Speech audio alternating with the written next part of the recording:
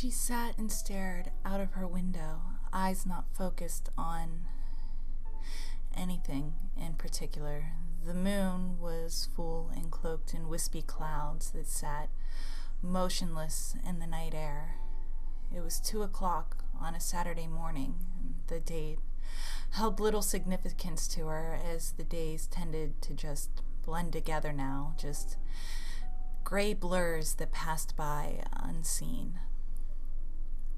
Her eyes stung from the absence of blinking as she stared intently out the window at nothing. Her blonde hair hung in her face, greasy and knotted.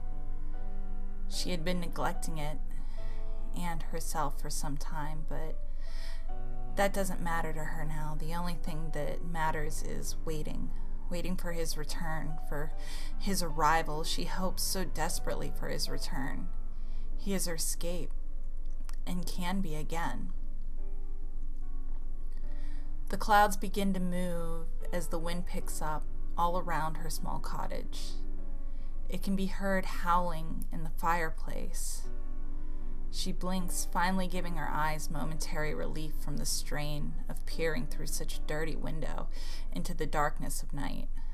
She opens her eyes again, and her heart thumped against her chest so hard that it rang in her ears. Through the window, she saw movement. However, just a brief glimpse. The figure was shrouded in shadow. But it had to be him. It was heading around the side of her home.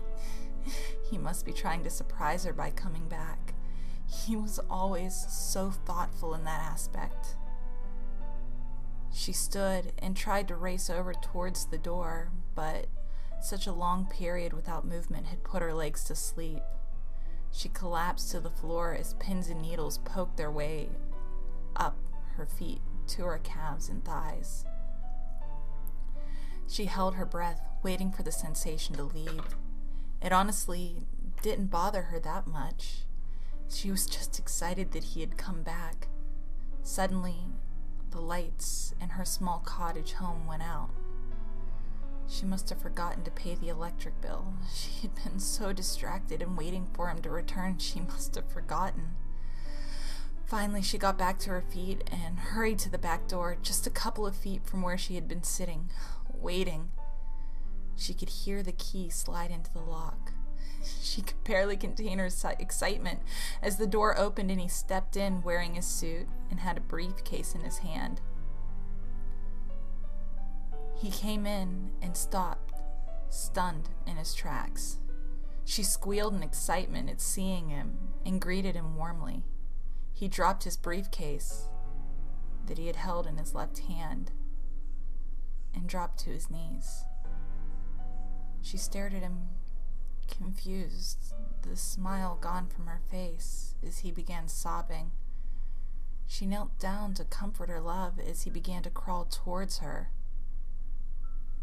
through her. She jumped back in shock, confusion, as he crawled straight through her body. She looked down at her hands and arms, which were both extremely pale. She turned to see her love crying, holding her. She stared at her slumped body. The flesh had begun to decay. Her face looked thin, as did the rest of her.